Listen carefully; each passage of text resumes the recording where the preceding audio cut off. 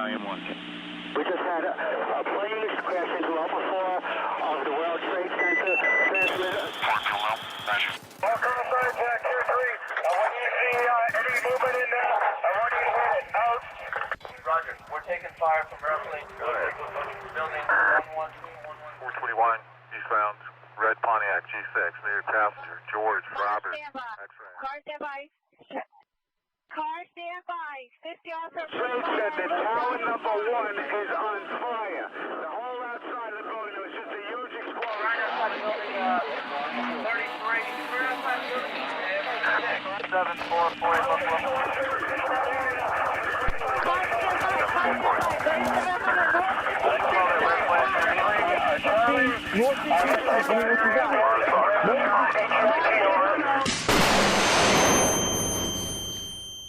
Hello and welcome back to another episode of the Watching the War. Today in the studio we have our good friend Andy Guth. Andy, welcome to the show, man. Thank you. Yep. Super excited about this. Andy and I worked together for many years at the sheriff's office and a lot of good times together, man. Stayed connected over the years. So it's an honor to have you here and have this discussion today, man. Appreciate you guys. Super excited to have you. Man. Thanks for coming in. Like we had connected about this earlier. We connected a little while ago through a mutual friend. And then you had mentioned that you had done a trip down to Mexico and did Ibogaine. And I'm super fascinated in that topic and all of the different things that are available for people who are struggling and looking for that kind of solution. It seems to be getting a lot more and more popularity out there. So I wanted to know about it. I'm sure some other people do too. So let's dive right in. If you just want to give just a quick little background on yourself, and then we'll start getting into it. Andy Guth. I'm originally from Evansville, Owensboro rather, for the first few years of my life. Graduated from North High School here. Attended USI for a while, then joined the Marine Corps for 6 years and worked for the sheriff's office for about 15, 16 years. I knew you were a Marine. I was trying to piece that together. That's right. I had a very similar trajectory. Tried college and then said no, and went to the Marine Corps. So good, man. So, how did you hear about what was going on that led up to you trying to discover Ibogaine or any type of real treatment? Like, kind of paint a picture for us. I had some friends that had gone down to some different clinics. One in particular I went to high school with, and I got to a point one night that I reached out to him on Facebook, and I'm like, hey, what's the name of the clinic that you went to, or am I just totally making this up? And he messaged me back the next morning. He was like, this is where I went. I'll hook you up with these people. So he started a group text thread with Shay from Transcend Clinic. She's the intake coordinator. And then another guy named Adam Swedenberg that's from Florida. He lives in Tampa. He's an Army vet. He did about 24 years, 5 combat tours. And I got connected with both of them to talk to them about it. No, all right. What made you want to reach out? You said one night you just connected. Like what led up to that? I mean, obviously Marine Corps, Sheriff's Department for a while, but right. I had tried other types of counseling, therapy, EMDR, that would help for a period of time. And then I just go back to how I was before. Nothing was ever sustainable from just doing periodic therapy treatments and EMDR. Yeah. And was it the, I'm going to assume like some type of post-traumatic stress from either the Marine Corps or from the sheriffs, or it's a combination of the two. Usually it's like depression, alcoholism, drug abuse, PTSD type things that I see people going on. So, I was just curious on kind of what led you up to that. Like what was kind of your, you said you had experimented with, I've done EMDR as well and therapy and everything else, but I didn't even know about Ibogaine and all that stuff until actually pretty recently. So, is there something that in particular that kind of, because I know, like, you know, for those that are listening, I've kind of told my story of the dark times, and we're kind of that end. You know, I finally realized I needed some help. Like, you know, I think a big part of the reason we do this is letting others know that we all struggle, right? And like what got you there, and what was kind of that final breaking point? There's like you realize like, okay, I got to do something different here.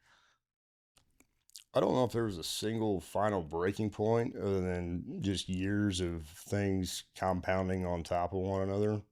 And it just got to the point my alcohol use got worse. I'd still get up and function. You know, I run a business. I'd still get up and do that, take care of kids, run kids, go to games. But at night when I was home, it was just I'd drink to go to sleep and get up and do it all over again the next day. Yeah. So I don't know if there wasn't really one single incident that, oh, hey, I got to go get some help somewhere.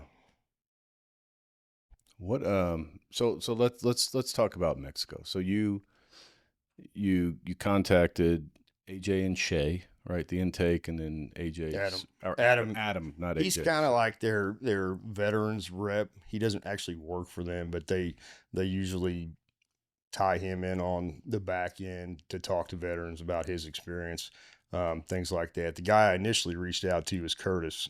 He's from here locally. And he sent me the name of the clinic, the website, and all that, and then sent a group text out the next day with Shay and Adam. So it's just a website intake form and a couple of calls. What was the waiting list look like? Kind of. Surprisingly, they had no waiting list at the time that I called her. They have a main line. She is usually the one that answers the phone, regardless. I've got her cell phone number though. Mm-hmm. So you go through this process. She'll ask you a bunch of medical questions. She'll have to talk to the doctor, get clearance for you to go down there. Me, for example, I had a heart stent put in June of 2024. Oh, man. I had 17 ER visits between 2023 and 2024. I kept getting kicked out the door and finally got a doctor to listen to me from Ascension. And on a Monday, I had an angiogram that showed a greater than 75% blockage in my LAD, which is your widowmaker. Wednesday, I was scheduled for a heart cath. Tuesday, I got up, felt like hell, and I was going to lay down, and I thought, nah, this isn't going to happen. So I told my wife, I said, take me to the hospital. We're going to go ahead and get it done now. It was 95% blocked. How old are you? 43. You're my age. How in the hell did you have a heart condition at 43 like that? It's just kind of genetic or genetic? Have to be, right? Lifestyle probably attributes some to it. Time overseas probably attributes some to it. God, that's terrifying. I don't want to get off course, but you said you felt like, how did that feel? How would you describe it? Like if I was going through it, I would maybe think about going to the emergency room. So I was actually at work up in Cynthiana.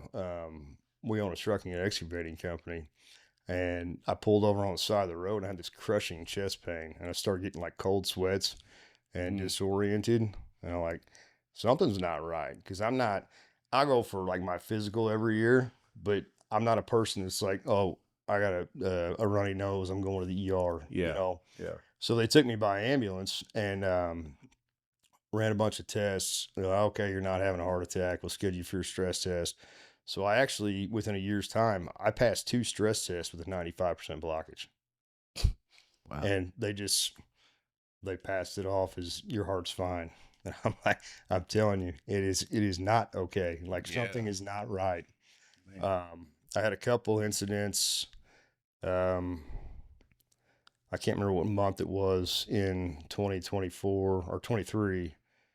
It's a hypertensive encephalopathy, which is actually neurological, but it affects the heart. My blood pressure got up to like 254 over 148. That's not good. And I lost all the feeling on my left side, stuttered when I talked. When they put me in the back of the ambulance, I didn't think that I was coming back out alive. So that, aside from the PTSD aspect, that kind of started a spiraling out of control, because I had I don't have any control over my medical issues unless I get a doctor to listen to me. Yeah. Which started a chain reaction of depression, more alcohol use, that type of deal.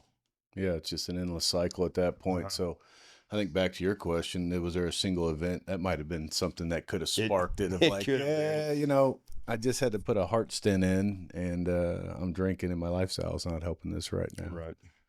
So, all right. So from when you contacted them to your leaving, what did that timeline look like? A week. Oh my goodness, a week. And you were what part of Mexico were you? Did you It's in Cancun. fly right into Cancun? Yeah, it's in Cancun. You fly into Cancun. They've got a driver that comes and picks you up. Ironically, Bondio, which I believe is the one that Joe Rogan did his podcast on, you walk out the gate of Transcend, Bondio is catty-cornered across the street. Oh yeah. Yeah. So I know there's some different organizations out there that help vets go through some of these things, and you know they'll either fund it or partially fund it. Did you do anything like that, or was it all just straight? No, straight my wife roll? and I paid for it. Okay. So, which was one thing we were concerned about. So, I mean, we ended up pulling money out of some investments we had, and Yeah. I'm not going to ask you how much it was. Don't worry. it's on their website. Oh, So, well, go to the website if you want to know. yeah. No, I mean, I'll tell you that I did the 10-day program. So, which, unless it's changed, I don't, anybody listening to this, I don't want to speak like true hard numbers Sure. because everybody's circumstance is different. You may do an 8-day program, a 10-day program, a 15. It's whatever they see is necessary for the type of issues you've got and the type of treatment. Sure. But with the veteran discount, it was $14,000 for 10 days. Okay. That's So, actually better than I thought. that being said, I could have gone for 8. But when I was on the phone with her, she said, well, if you stop drinking right now, you can come for 8. If not, we need you for 10. And I said, well, I'm pouring a drink right now, so you may as well go ahead and put it down for 10. Fair enough. That's the Marine in him right there. Oh, I went down there for 10 days. So you said based off of what you go down there for, what do people typically go down there for? Like what are some of the common symptoms of maybe somebody you met down there, somebody you were in a class with, or a cohort? I don't know what they call it, but We only had the most amount of people that were down there when I was there was 7, I think, and the least amount was 4. The way their facility's set up, so they have a main building, and then there's 6 rooms across from that, and I think they've got 3 or 4 upstairs in the main building, but they have a condo behind that outside the actual facility that they can house more people. Everybody's coping mechanism was alcohol except for one guy, and he was a 20-year fentanyl user, and his parents paid for him to go down there. so a lot of it, like kind of what I alluded to earlier, probably like, you know, some type of PTSD or traumatic event, alcohol, drug abuse, or any type of abuse, really, I guess. But Yeah, I was the only veteran down there. that was my next question. Yeah. What was the civilian veteran breakdown? I while was you the were only there? veteran down there. Primarily, the people there for treatment were from the United States. There was 2 people from Mexico that were there. One female that was there for severe postpartum depression and anxiety, Yeah. which she had a very interesting time with her flood dose. It lasted 37 hours. I don't know what that is yet. We'll get into We'll get into that. Whatever that is, that's a long time. Yeah, it is. Yeah. And so I'm just, I'm thinking about, when I went somewhere to get help, just the emotions, like getting off the bus and not the unknown, right? Right. What was that like? Like when you arrived, you get picked up, you're headed to the clinic. Like, what are those feelings? Well, I drank on the plane on the way down there from 6:30 to almost noon. Naturally. So, and I get off the plane, get my luggage, and I go out the door. I can't remember the name of the transport company. The guy works for Transcend, though. He's standing there with a sign. Well, like right across from him, there's a bar. So I'm like looking at him, looking at the bar. I'm like, do I go to the bar for one last drink? Do I go to him? And I'm like, no, it's just time to go. Good for So I you. went and got in the car with him. And you get there, it's kind of strange because they take you in an office and they take all your medication that you have. You have any medication because they want to check your stuff to make sure nobody's bringing drugs or anything like that in there. They want all that to be controlled. But the weirdest thing was they take your passport for safety issues. So you don't lose it or go out and do something stupid if you'd happen to get outside the facility while you're on Ibogaine. Well, that would And make sense. thankfully, I knew that before I went down there, because if I not known that, I'd be like, I don't know that I want to give this up. Yeah, I'd be afraid I'd wake up in a ice bath with my kidneys missing. Yeah. So that was probably the strangest thing. And then they take you to your room. Sheila was my primary nurse that checked me in. She was there the entire time I was there. She's always on day shift, with the exception of my flood dose, which lasted till 4 the next morning. She went in, she's like, I got to go through all your stuff. So, I mean, they search your clothes and all that, and then you can get settled in. Do they take your phone too? And No, you communication? can have your phone, computer, all that. They do wellness sessions twice a day, sometimes 3 times a day. But aside from that, I mean, that and treatment, you're pretty free to do whatever you want. It's not really strict on timeline as far as that goes. All right, what is a wellness treatment? They do, there's multiple wellness coaches. They'll do like breathing exercises. You may do yoga one day. You may go walk out in town one day and stop and do push-ups, air squats, different things like that. So it's not just, because I imagine you just show up and it's like, come in this room, here's a bunch of hallucinogenics, let's go. No, it's not. It's nothing like that. You kind of described it, but just a day-to-day schedule. So it's, you said to do a couple of wellness things, and then when do you actually, well, let's talk about Ibogaine. You can give me your knowledge on kind of what it is, kind of where it comes from, and kind of how it works, and then how do they filter that into the actual schedule?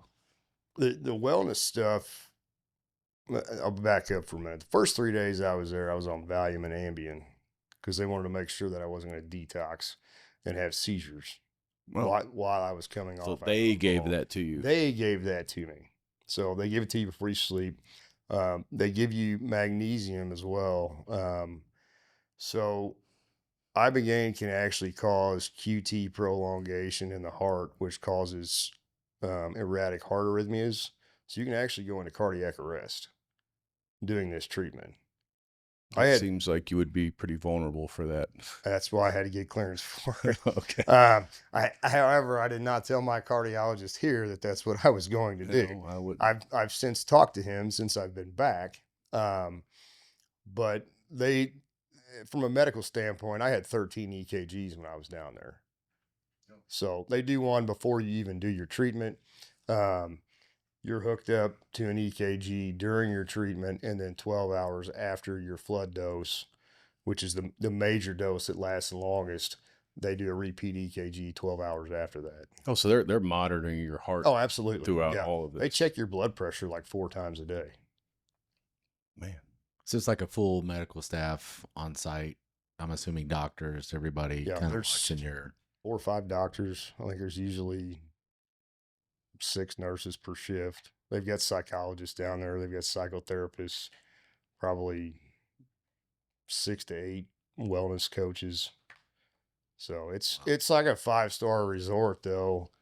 I was just going to ask, what's the living conditions like? No, it's like a 5-star resort with treatment. So they feed you and they it's great put food. you up. The food was fantastic. There's a pool there. They've got a certain amount of weights there. It's not a lot, but so it was comfortable then. Oh, absolutely. Yeah. They clean your room every day. If you need your laundry done, you put your hamper outside the door. They'll do your laundry. You come back in the afternoon, all your stuff's neatly folded on your bed. Yeah. Oh, man. You got your own shower, your own room, you got TV, that type of thing. Breakfast, you can request whatever you want. Lunches and dinners are usually whatever the chef wants to fix. If you want a smoothie throughout the day, you can get a smoothie. How much time do you have to yourself during a day? Depends on what time you go to sleep and what time you wake up, but I'd say probably, if you're not doing your flood dose, you've probably got 6 hours, maybe a little more. I mean, it's a fair amount of time. You've got time to write. Like I took a journal down there and wrote every day what I did. Then you've got meetings every day with a psychologist while you're there. They do follow-up appointments. I've had 2 follow-up appointments since I've been back with a psychologist. They're Zoom meetings, but you don't go down there for treatment. They don't just like kick you out the door and say, "Hey, good luck." Yeah, It's not like that at all. Yeah. So it's not so regimented that you're just 8 hours a day going from one thing to another to No, another. no, It's no, just you no. get a schedule when you get there, and I got 2 things a day.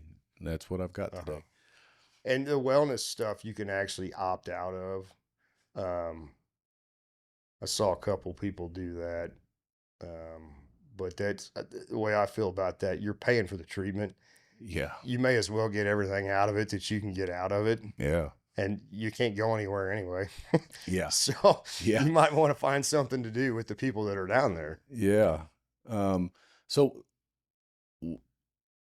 for those that don't know, obviously I don't, what is Ibogaine?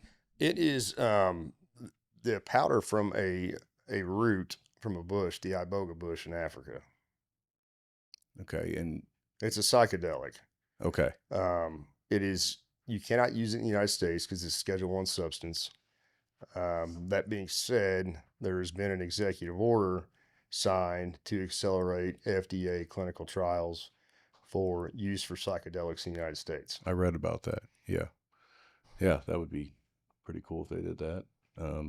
Yeah, man. So I just want to jump in the meat and potatoes, man. I want to know. I want to be there with you. I want to see what this experience is like, and I think that's what most listeners, I've had buddies that went through this, and just hearing some of their stories, it's kind of crazy, man. So, yeah, I'd like to day one, like when you first start your treatment and you go in and do this, and you're talking about your flood treatment, like what does this look like? You go in, you get hooked up to a bunch of IVs, you get walk us through that. I want to hear then how the process feels and. So, I went up there. There's 3 beds in this treatment area. They're upstairs of this house, this main house. And there was another guy he's from Newport, Kentucky, that got there the same day I did. So we went up for our flood dose at 3:30 together. So I still stay in contact with him. I'm in contact with a bunch of people that were down there because, I mean, it's kind of like, yeah, they weren't in the military, but this is something totally different. And that's a bond that we're all going to have. We were down there forever, not forever, but 10 Yeah. days away from your family and everything. And that's a totally different experience. So we go up there, they hook you up to a magnesium drip, an IV. You're on that for an hour, and they're not like hospital beds. They're regular full-size beds. So you're laying down, they've got music, you're hooked up to an EKG, they're monitoring your blood pressure. So after an hour, this doctor comes in, and they have like these, I don't know if they're teacups or espresso cups, or like these little bitty ornate cups. And the doctor walks over to the side of the bed, and he's like this to hand it to you. And they're multicolored capsules. And the colors don't mean anything. It's just how they pack them. You might get like a yellow and blue one. You might get a purple and red one. And I looked at him, I said, I had 8 of them in there for my flood dose. I said, do I take all 8 at the same time, or do I take them one by one? He's like, however you want to do it. So I just slammed all 8 and slammed a bottle of water and laid back. Full send, baby. So that was day 1. No, this was day Oh. 4 because I was on Valium and Ambien the first 3 days I was there. My blood So dose you don't wasn't take till any day 4. Ibogaine the No, first couple of days. They monitor you. They check all your Okay. vitals and all That that. was- It's not like you don't get down there the first day and they're like, here you go. let's Yeah. go. Yeah. Okay. And then you start off with a flood dose. Right. Okay. So I laid back. You've got these black eye masks on, so you can't see anything, but you've got headphones on too. That has this like psychedelic music on, and I don't know how long I laid there, but I'm like, when is this going to kick in? Well, then everything started getting like real warm and tingly, and my ears started ringing at one point, and it kicked in. What's that mean? Kick in. Give it to me. Yeah. Well, I had Describe it. it. Everybody's experience is different. Like you could go do it and you could go do it. We may have some overlap on like what we all experience, but yours is not going to be identical to his or mine, vice versa. So with mine, I had auditory hallucinations with like photographs from anything from childhood to adulthood. And it wasn't all negative stuff, but as the voice would fade, then the picture would fade and then more pictures would pop up. Overall, it wasn't a bad experience. At some point, and I don't know at what point, time wise, I had this rush of stuff from deployment and traumatic events from the sheriff's office and other parts of my life with it flipped through real like the books you get when you're a kid that you flip them real fast and it shows like one solid picture. Yeah. That's what it was like. And then this demon came out of nowhere and I threw up violently for like an hour. Like in real life? Yes. Oh, you woke up and threw up. Well, you're awake the whole time. You're never asleep. Oh, okay. You just don't really know what's going on. Are you conscious? Like, absolutely. You could get up and walk around if you wanted to? I don't know about during the flood dose. Booster doses, yeah. Yeah, that's what I'm like. Paul would try. Well, I tell you, I had to go to the bathroom at the same time. I was Yeah. throwing up. So the nurse came over to check on me anyway because I was puking all over the place. Oh my goodness. And so I get to the bathroom. Well, the toilets in this facility they're rectangular. They're not sharp edge rectangular, but they're not, oval shaped like what we have here. Yeah. Well, the two nurses are, I don't know, they're like 5'1", 5'2". They wanted me to sit down so I didn't fall over. Well, they go to turn me around, and I either fell or they dropped me. And I got up the next morning, and I'm like, what the hell's the back of my leg hurts so bad? And like back in the bend of my leg, the entire thing was purple from falling on the toilet. So when I could actually speak somewhat coherently, the nurse said, she goes, well, you need to come back at 4 o'clock in 12 hours for your repeat EKG. I said, that's tomorrow. She said, no, that's today. It's 4 in the morning. I'd gone up there at 3:30 the afternoon before.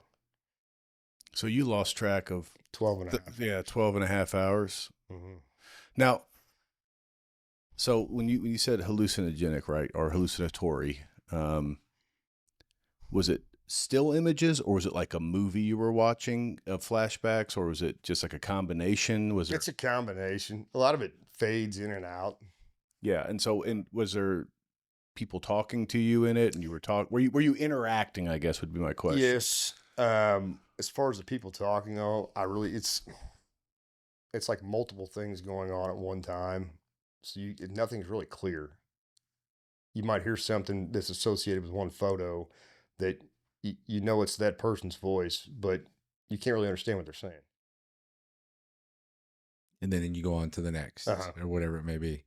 So it's like just a rolling story of your life, I guess. For many hours I was in that. I don't know when it actually started taking place. Just, I don't know, sometime in that 12 and a half hours. Was it like consequential order, like childhood all the way up to, or was it just all over? All over the place. But it was all like real life stuff. It Absolutely. wasn't everything that you remember would like actually happen in your life. It wasn't just, man, that's crazy. Do you remember all of it? Like is it still clear in your head of all the things that you saw, or was there things that most of it is? I've got a lot of it written down too. The booster doses are more clear than the flood dose. So they start you off with a flood dose, and then you do smaller doses after? Correct. So what is the purpose when we say flood dose? What is the purpose of that? Like, I know you're not a medical doctor, but that is my understanding is that's to get like everything out of your system, to get, not everything, but the majority of it out of your system to get to where these booster doses can help you get the remainder of it out. Whether it be PTSD, depression, addiction. Oh, I gotcha. Anything like that. That's what you mean out. Okay. Mm-hmm. So I'm just interested how that works. Like, what about these medications get those things out? It actually creates neuroplasticity in your brain, so it resets your brain, and it's active in your body for 12 weeks after the treatment. Are these memories that you had forgotten and that were new, and you were like, oh yeah, I remember that? Or was it something that had been on your mind? I'm just kind of curious on, like, I know everyone's different, but how your brain chose to pick certain things and bring them to the forefront, right? Like, it's a combination of both. So there were things that you had forgotten, and I don't think you get to pick. Well, yeah. It just kind of. I said your brain, not you. Yeah. Whatever comes out, comes out. All right. But it wasn't, I think, an important thing to I guess, understand about it. It wasn't all negative then. No, it wasn't no, just not your at all. negative experiences. No, it was not just negative experiences. But there were negative experiences. Correct. Those were short lived relatively compared to everything else though. Most of it was positive things, other than that short stint that just flashed real quick. But it was that whole ordeal was when I say I threw up violently, it was bad. Was it over after you threw up, or was that just part of the ride? I think I went back. I may have dozed off for a minute after that, after I got up and went to the bathroom. But Now, were you able to, like, were you happy or sad? Like, what emotions were you going through? Emotions like you normally would on, like, oh, that was sad, I'm sad, or that was a scary moment or a happy moment? I personally did not really have any emotions the whole time. You're just kind of watching it, other than I was told that when I started to throw up, I sat up and gasped for air, like out of nowhere. That moment was actually fear, and not. That was the only emotion that I can describe at that moment. Yeah, I was not glossing over the demon thing. I'm very curious about that. What do you mean by demon? I don't know how to describe it really. It was just all these pictures flashed, and then this demon came shooting out of whatever behind these pictures. Do you know what it looked like? Vaguely. Kind of like a stereotypical demon that we would think of a demon? You'd see in a cartoon or something like that. I was wondering, like, But it came out of nowhere quickly after those pictures flashed up. so instead of, and the reason why I'm harping on it is kind of the choice of the word demon was on purpose, right? Like, was it because it looked like a demon, or it felt like a demon, or it just, you know what I don't know if I'm asking that question right. Like, why? I would say both. And you may feel this same way from some of your experiences, like things that you've done or seen, they're inherently evil. Mm-hmm.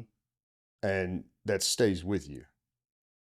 And it doesn't leave your body. Well, apparently it left mine that night, but you hold on to that stuff, whether you want to or not. Yeah. If that makes sense. Oh yeah. What, did it say anything to you? Did it do anything? Did it make any noises? It just kind of flashed and. That's just when I started throwing up, and then it went away. Wow. It sounds like a damn exorcism. It's deep. So we don't have to get too deep into it, but I don't know if you're spiritual at all, but was there any conflict with you before going that something like that might happen? Or I know for me, like, that's like a personal thing where I'm kind of like, I don't want to invite my body to this demon world. Right.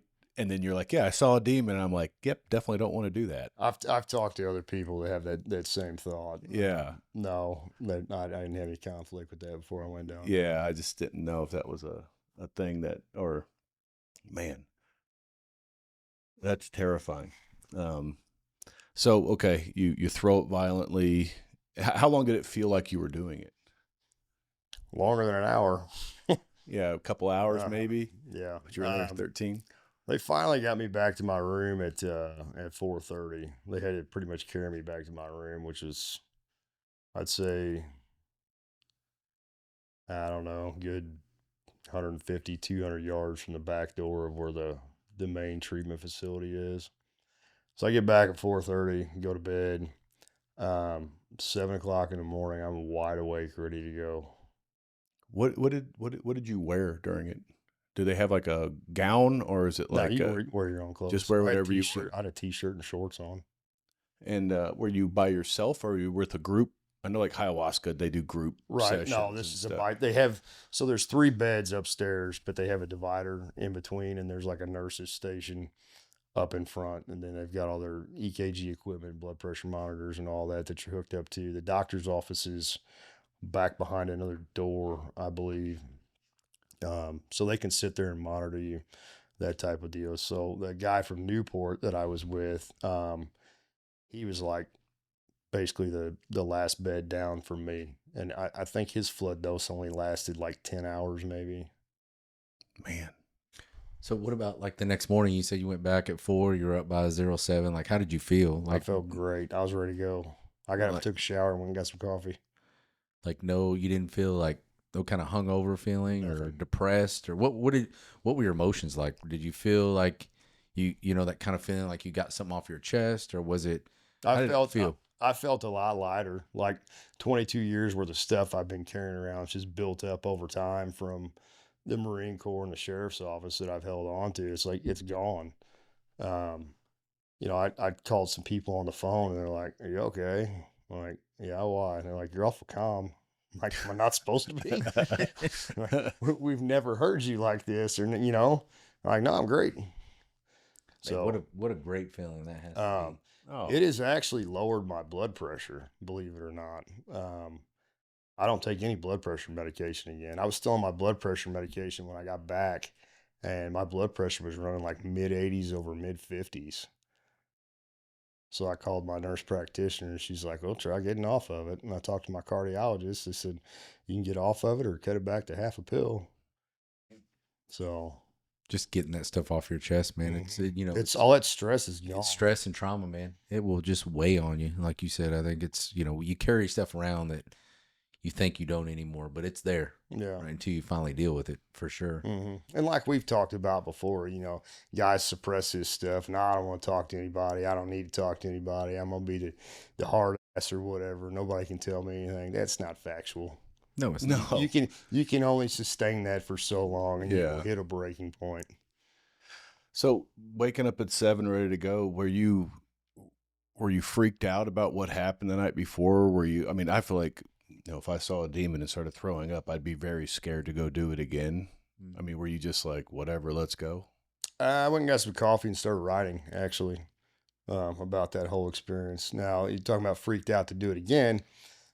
My first booster dose I had 2 days after that.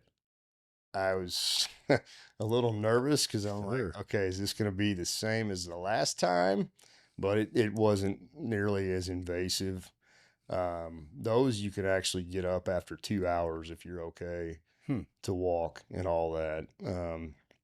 My body metabolizes it slower, I think, than most people, because about the 3.5 hour mark, excuse me, even though I'm not in the treatment room, I'm out walking around or getting something to eat, it just hits me like a ton of bricks. I'm like, I gotta go to like take a nap. Oh, man. So the first booster I had, I got up, sat on the edge of the bed, and I said, "Well, you can leave if you want." I'm like, "All right, I'm good." I stand up. I'm a little wobbly. Well, the stairs are like an L shape when you go down, but they're black marble stairs. So I get to the steps, and they've got this like lighted aura around all four sides of them. Well, the catch with that is it keeps bouncing around from side to side in a different pattern on each one of these steps. So it probably took me 5 or 10 minutes to make it down about 30 steps. So let's circle back, like the booster. What is the point of that? What is that? What do you mean by the booster? Is this just more of a limited dose of the same thing you did, or what do you mean by the booster? It enhances what the flood dose does. Like I could go down there now for another booster if I wanted to, and I'm not sure the exact purpose of it medically, but I had 3 in total while I was down there. So it seems like you show up, you get a flood dose to get just everything you're holding on to, whatever your addiction or your problem is, get most of that to the forefront and kind of clear your brain of it, if that makes sense. And then if there's anything still kind of stuck in there, the boosters just kind of make sure it's all cleaned out. Yeah, because the last booster I had, I saw one image the last booster I had, and then they've got like it's like these swirling lights with stars and stuff on the ceiling, like the stuff you could buy at I don't know, like Party City or whatever. Yeah. You know what I mean? And it was clear. Everything on the ceiling was clear. The second booster I had, there was a dinosaur that popped up out of nowhere, a school of fish, and a bunch of other random animals.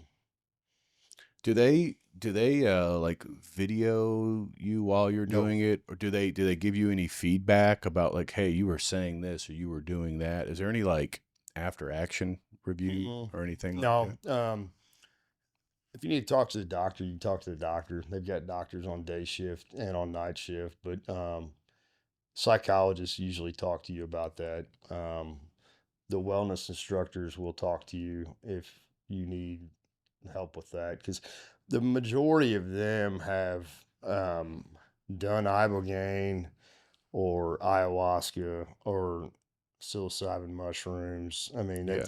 because that's the thing in Mexican culture is psychedelics anyway. It's like they're passing to the other side. Yeah. Um, that's kind of a recreational thing for them, like marijuana is here in the United States. Sure. Yeah.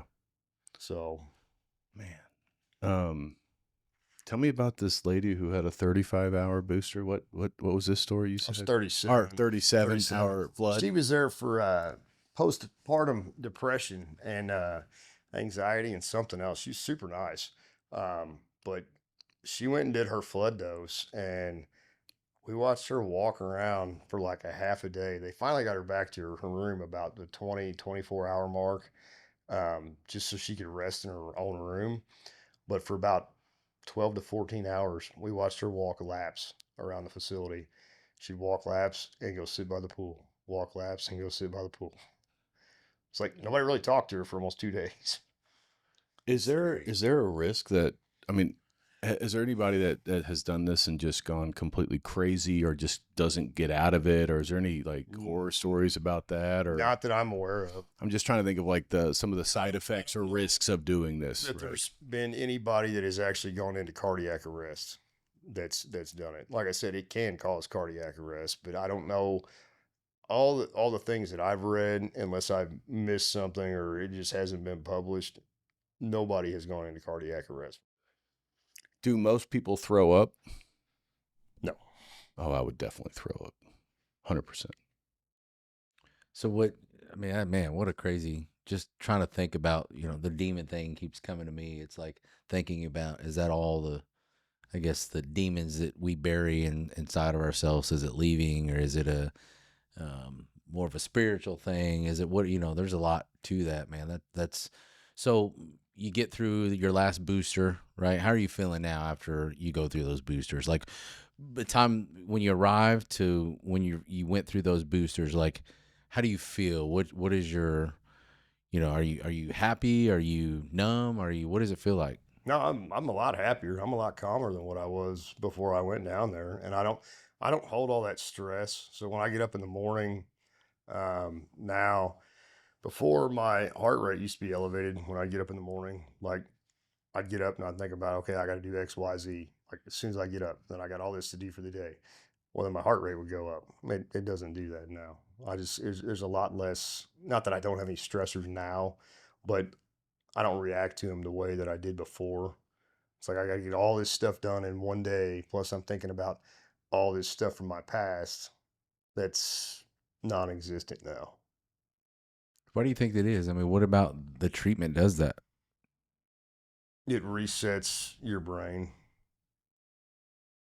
You don't hold on to that stuff, and that's why it helps with addiction too, because you've got addictive personalities. You have this, okay, well, I need to go get meth, or I need to get OxyContin, or my body has to have it. Well, when that kicks all that out of there, you don't feel the same way.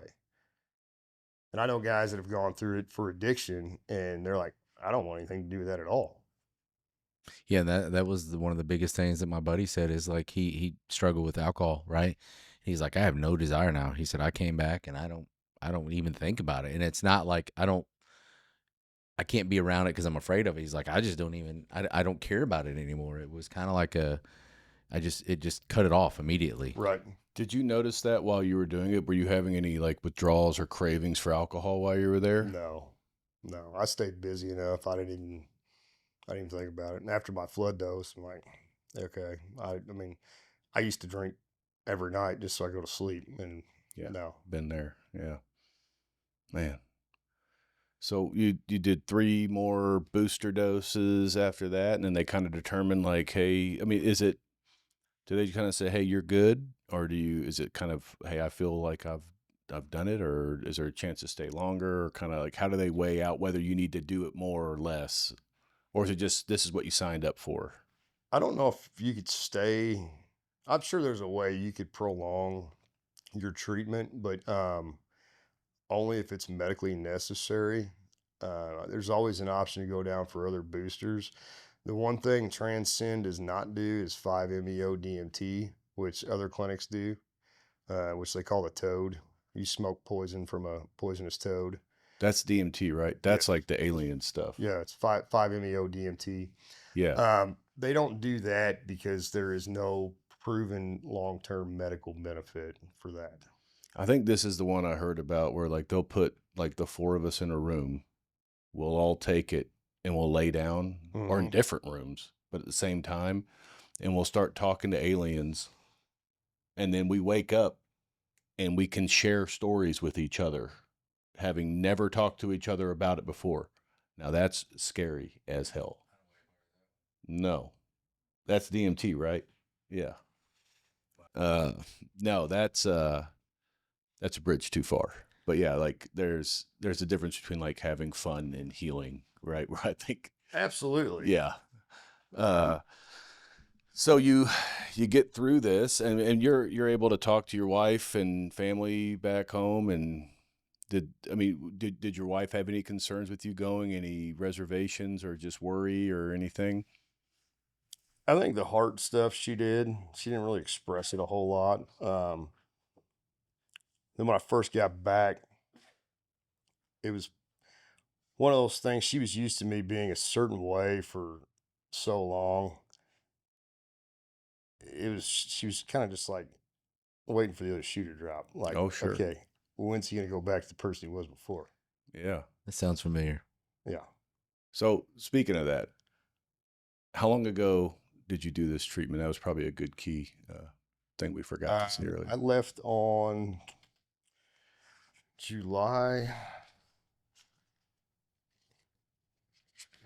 23rd. I got back July the 2nd. July 2nd. Oh, so it's been a little over a month. It's been really recent. Okay. So compared to how you felt while you were there to 1 month later, what's the differences? What have you noticed? What changes? Or does it feel like I sleep better. My blood pressure is better. I don't have the stress that I used to carry. Like, anybody listening to this is probably kind of hard to explain, but like you just have this weight and this constant pressure. yeah. That's not there. It's gone. What about on like an emotional side? Like, like controlling or regulating your emotions, or even like with your wife, like what has she noticed, or how have you with your family, with your friends, do you notice a difference in the way things are going? I'm a lot more active now. Not that I wasn't active with the kids and stuff like that. But I'm a lot more involved and tend to spend more time with them rather than, oh, hey, I got to get this project done around the house, so I'm going to go spend 2 hours on it when I get off of work. Yeah. Just to keep myself pacified. That being said, I didn't realize how bad I'd actually gotten. We went to dinner over a friend of ours' house. It was a Friday before I left. I left on a Tuesday. And I remember his wife was talking about how I'd gotten progressively worse over the last few months. And I guess she'd been talking to my wife. And I looked over at her. I said, well, why didn't you say anything? And her response was, would you have listened? Fair question. Said, fair enough. But Yeah. no, I wouldn't have. So yeah, I like to ask that question because we can always, tend to notice all the things that we're doing or the changes because we feel it. But just curious from an outsider's perspective, not outsider, but someone that's not you, on what they've noticed on any changes that you've had, whether just emotionally or physically or in relationships and everything else. So yeah, I think that that's kind of why we do it, right? We want to fix ourselves, right? But it's not going to do anything if it's not helping everybody else around us. So one of the, I guess, the things that, I still struggle with, I think a lot of us do, is if you notice a difference in being able to be present, right? Like, because especially before I went and got help, like no matter what was with my family, we could be there, but I wasn't there. Right. My mind was somewhere else. It was focused on that feeling you're talking about. It's just constant, just anxiety. Like waiting for something bad to happen. You're just living in that red so long, right? That you stay there, and it's hard to break away from that. And I could never find myself being present. Is that something that you've noticed the difference? Like when you're with your family and you're, watching your son wrestle, are you able to be there? Oh, absolutely, absolutely. It's completely different now. That's amazing. And on the other side of that, I don't make myself as accessible to other people like I did before. Because before I was like, oh, I gotta, somebody's got a question or somebody needs this for work. I gotta respond to this within like 2 minutes. I'm like, no, I get to you when I get to you. Good for you, man. Good for you. That's a lot of it too, right? Oh, absolutely. Yeah, putting up those boundaries and understanding, Paul and I talk about this a lot, when you're at home at a certain time, that phone goes off, Right. unless, it's an emergency. Like that email can wait till tomorrow, or that text message can wait till tomorrow. Yeah. Nothing I do on my business side is that urgent that you need to talk to me at 8 o'clock at night, unless it's like a change in what job I'm going to, the next day. That'd be the only reason.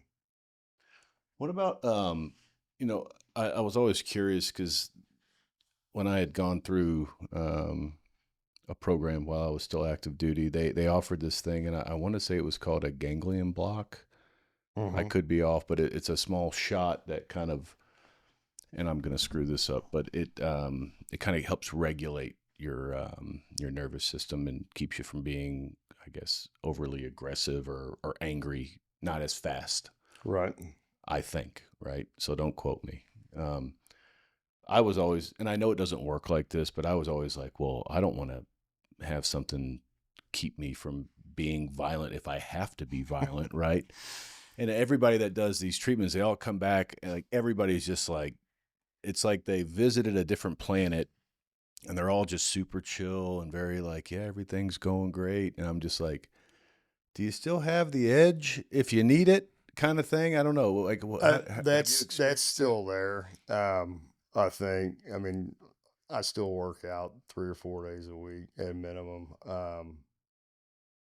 The aggression is still there. Okay. I mean, if I had to flip the switch back on, I could do that, but it's not like constantly like hovering on that line, barely getting like it used to be ready to turn on. Yeah. So instead of starting your day out of 1 out of 10, or instead of starting at a 6, you're starting at about a 1. Right. Yeah, but you can still get it to 10. Uh-huh. Yeah. Okay, that's good to know. That I don't think that it will ever fully disappear. Yeah. Well, it shouldn't. So no. Man, that's interesting.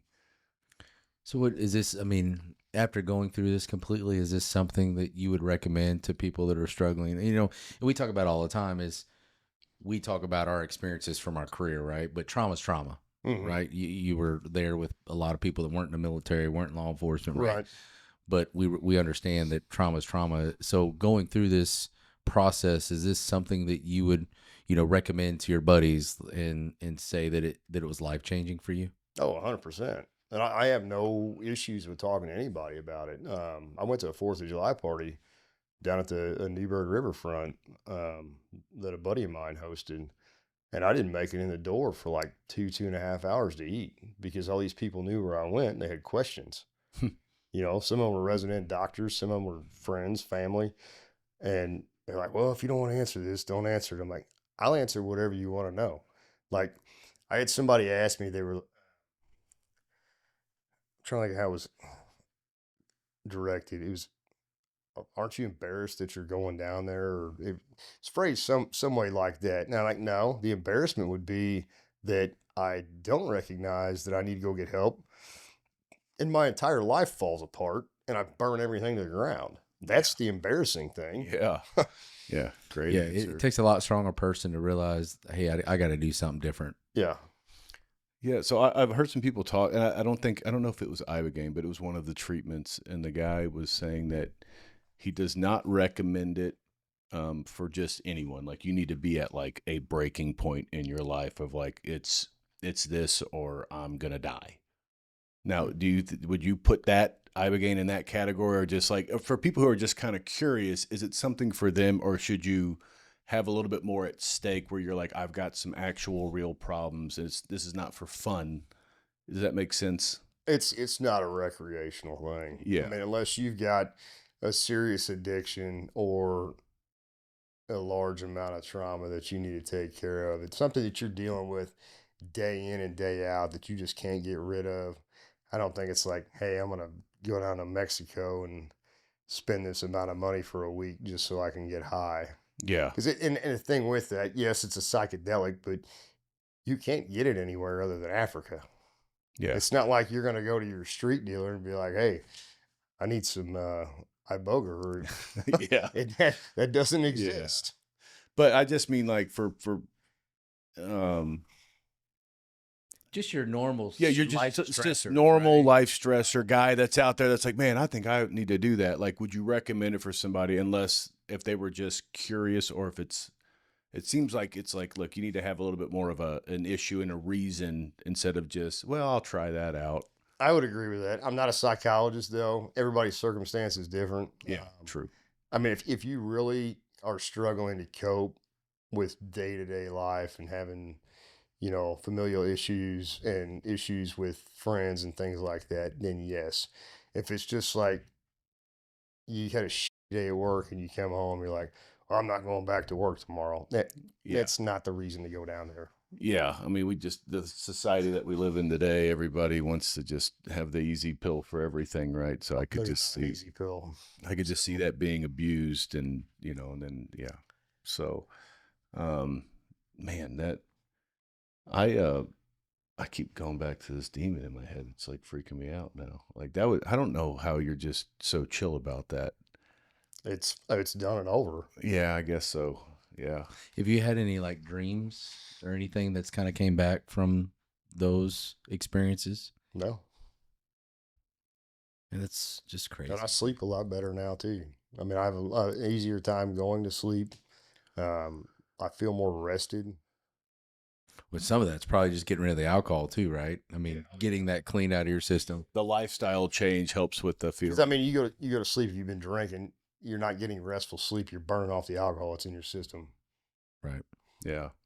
How long do the effects of Ibogaine are they, I guess, marketed to last? Right. You're at a month. Like, is it supposed to kind of wear off at a certain time? 12 weeks is my understanding. 12 weeks. 12 weeks for the neuroplasticity to work and reset the brain. So you basically have a 12-week span to medically, I don't know if this is accurate. This is kind of my understanding of it. Regulate your emotions and get everything in line to get on a different track in life so you don't fall back to the patterns that you had before. Gotcha. But what it did to your I'll just say brain, right? It's not like, hey, in 12 weeks you're just going to go right back to that person. No. Okay. That's so you could in theory do it one time and be done with it. There's no like requirement to come back every 6 months. They have never had anybody go back down for another flood dose. They've had people go back down for boosters. That could have just been some new event in their life or something, probably. But they've never had anybody return for a flood dose. Man, what an interesting topic. Yeah, I'm just trying to think if they're like, what are the drawbacks to it? What are the negatives? Other than finances, that's the only thing True. I really see as a drawback. But I mean, if you can afford it or find a way to fund it, being away from your family for 10 days, maybe.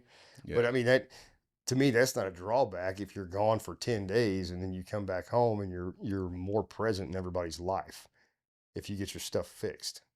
That's true. So would you say that you're a different person today than you Absolutely. were? For the most part, all in a positive way. Yes. But it's not, is it,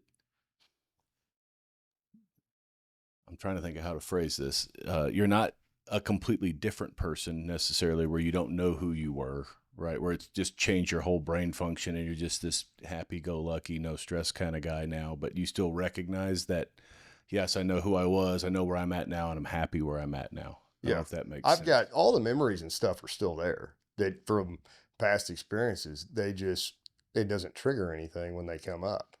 Yeah. Man. And Brian could probably vouch for this. I used to be wired all the time and just high strung. And Yeah, he had to pull you over once.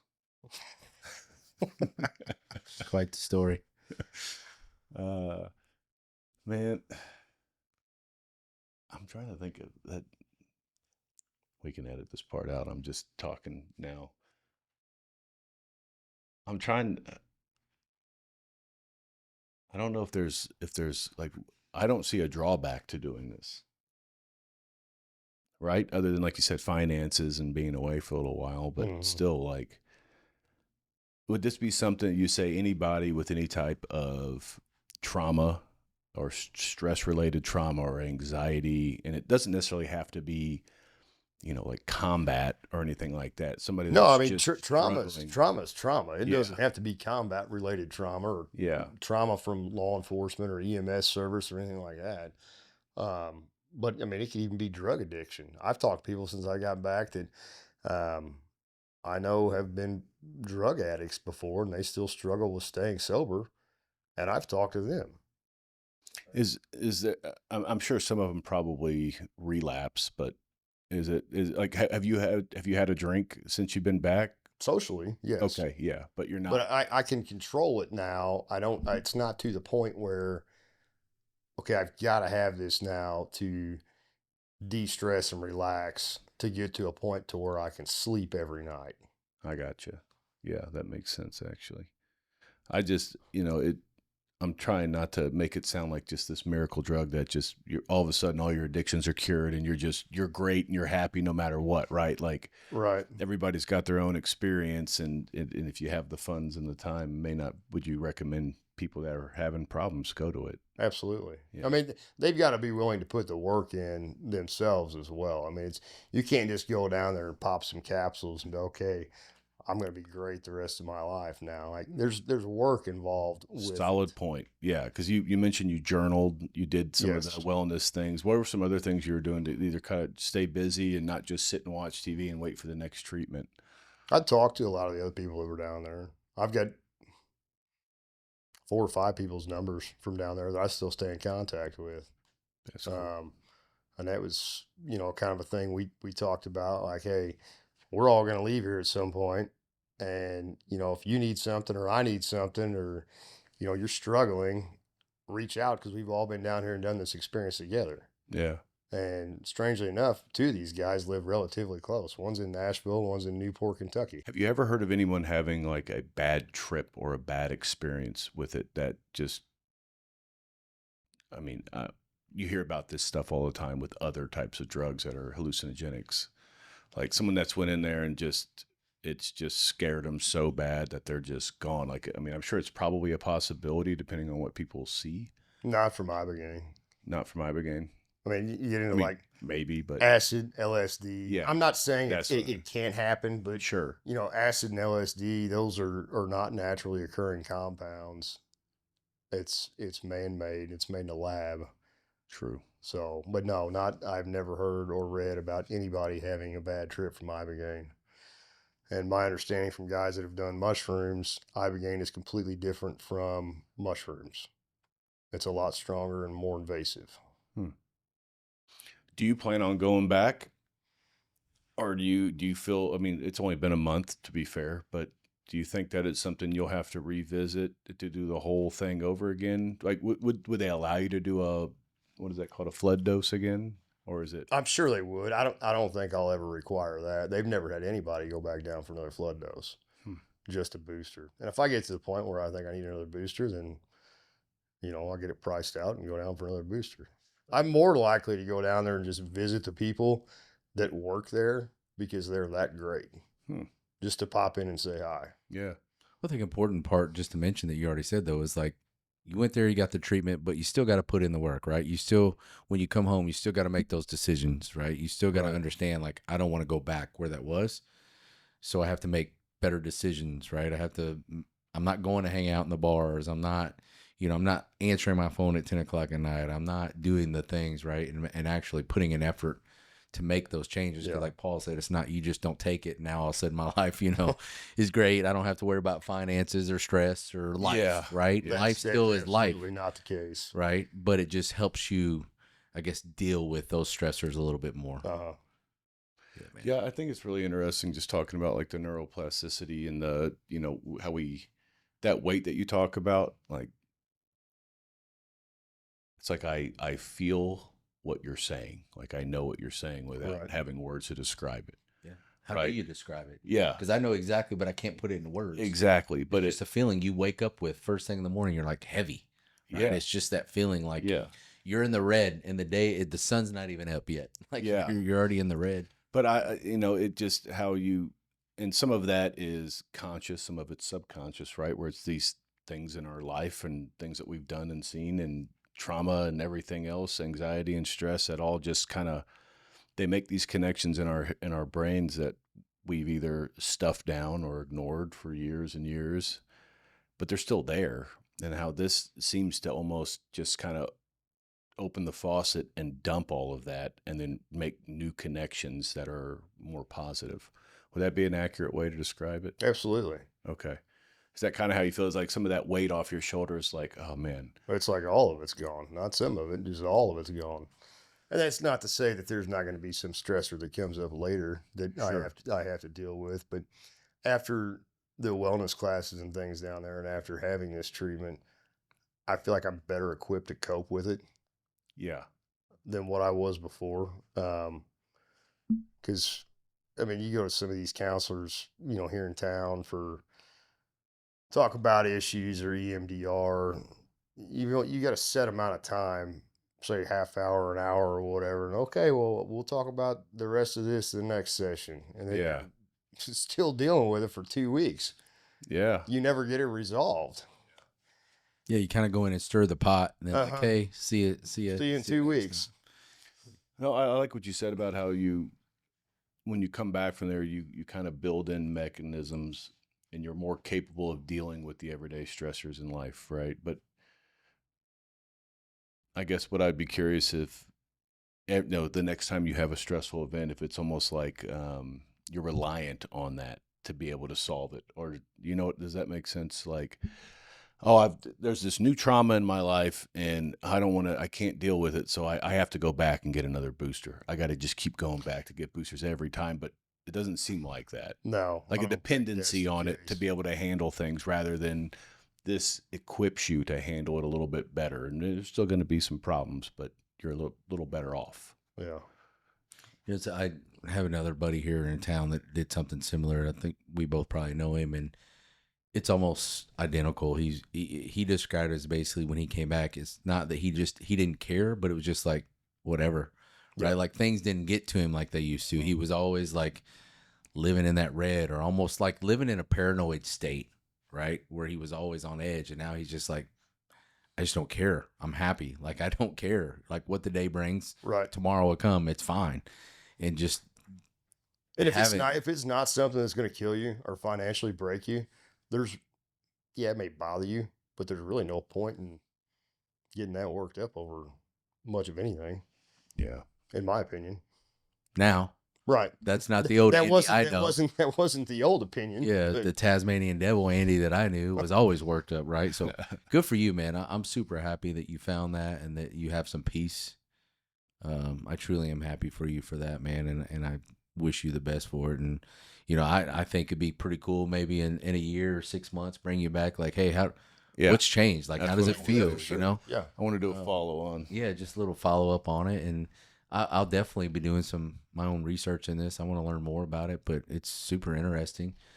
Yeah, thanks for doing this. I mean, I've had Thanks for having questions me. about this for a long time, and it's been really cool to actually sit and have a conversation about it. But I'll let you get the final word and kind of your last piece on Ibogaine and treatment, and just kind of for anybody listening, maybe what you think.